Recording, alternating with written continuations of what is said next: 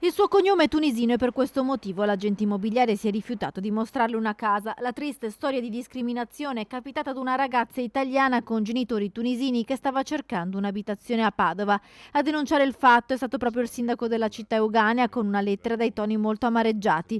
La giovane, dipendente dell'Università di Padova con contratto a tempo indeterminato, nata a Reggio Emilia, studia all'Università di Venezia, aveva scritto una mail al sindaco. La ragazza, dopo aver visto l'annuncio immobiliare, pensava di aver trovato una casa ideale, ma appena la gente ha visto il suo nome l'ha gelata con una frase inqualificabile e discriminatoria. Lei ha un cognome straniero per cui non può far parte della lista delle persone che possono anche solo visitare l'appartamento. Se vuole le faccio vedere un condominio dove ci sono altri stranieri.